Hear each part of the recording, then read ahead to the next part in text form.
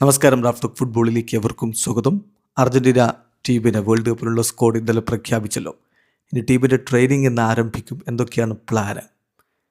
ഒരു Argentina ആരാധകന് അറിയേണ്ടതെല്ലാം world കപ്പിനുള്ള ടീമിൻ്റെ schedule, എല്ലാ കാര്യങ്ങളും നമ്മളിവിടെ വിശദീകരിക്കുകയാണ്. നമുക്കറിയാം, ബ്രസീലൊക്കെ അവരുടെ ട്രെയിനിങ് ആരംഭിച്ചു. അത് ബ്രസീലിൽ തന്നെ ഗ്രഞ്ച കുമാഴയിലാണ് നടക്കുന്നത്. അതേസമയം ഇത് അർജൻറ്റീനയുടെ ട്രെയിനിങ് ബ്യൂണസ് അയേഴ്സിൽ എസൈസ പ്രോപ്പർട്ടിയിൽ നടക്കുമോ എന്നുള്ളതാണ് ചോദ്യം. അവിടെയല്ല. അർജൻറ്റീനയുടെ ട്രെയിനിങ് ആരംഭിക്കുന്നത് തന്നെ US അവരുടെ ട്രെയിനിങ് ബേസ് ആയിട്ട് നേരത്തെ തന്നെ കൻസാസ് സിറ്റി തീരുമാനിച്ചിരുന്നു. സോ കൻസാസ് സിറ്റിയിലേക്ക് പോവുകയാണ്. കൻസാസ് സിറ്റിയിൽ അവിടുത്തെ sporting Kansas city training centre, അതായത് സ്പോർട്ടിംഗ് KC ട്രെയിനിങ് സെൻറ്ററിലാണ് ടീമിൻ്റെ ട്രെയിനിങ് അറേഞ്ച് ചെയ്യുന്നത്. അവിടെ തന്നെ ഒരു 20 മിനിറ്റ് ട്രാവൽ ചെയ്താൽ, ഈ ട്രെയിനിങ് സെൻറ്ററിൽ ഒരു 20 മിനിറ്റ് ട്രാവൽ ചെയ്താൽ എത്താവുന്ന ഒരു ഹോട്ടലിലാണ് ടീം സ്റ്റേ ചെയ്യുന്നത്. ഇതിനുവേണ്ടി, ഈ ട്രെയിനിങ്ങിന് വേണ്ടിയിട്ട് നാളെ ഞായറാഴ്ച ടീം അംഗങ്ങൾ അങ്ങോട്ടേക്ക് ട്രാവൽ ചെയ്ത് അവിടെ അസംബിൾ ചെയ്യും. അതിൽ ഒരുവിധം താരങ്ങളൊക്കെ ഇപ്പോൾ അർജൻറ്റീനയിലുണ്ട്. അവർ ഒരുമിച്ചായിരിക്കും ട്രാവൽ ചെയ്യുക. ബാക്കിയുള്ളവരങ്ങ് യൂറോപ്പിലും മറ്റുമൊക്കെ ഉള്ളവരാണ്. പിന്നെ മെസ്സി അവിടെ തന്നെ അമേരിക്കയിൽ തന്നെയാണുള്ളത്. അപ്പോൾ ബാക്കിയുള്ളവർ അവിടെ വെച്ച് ടീമിനോടൊപ്പം ജോയിൻ ചെയ്യും.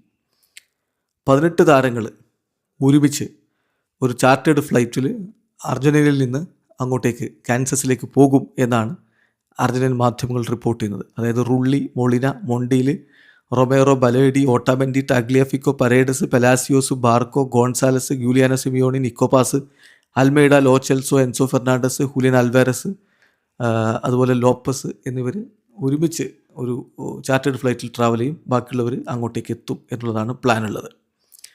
അങ്ങനെ നാളെ ട്രാവൽ ചെയ്ത് അവിടെ എത്തിക്കഴിഞ്ഞാൽ തിങ്കളാഴ്ച മോർണിംഗിൽ ട്രെയിനിങ് ആരംഭിക്കുക എന്നുള്ളതാണ് പ്ലാൻ. തിങ്കളാഴ്ച ഏർലി മോർണിംഗിൽ ട്രെയിനിങ് ആരംഭിക്കുക. തിങ്കൾ, ചൊവ്വ, ബുധൻ, വ്യാഴം 4 ദിവസം അവിടെ ട്രെയിനിങ് തുടരും.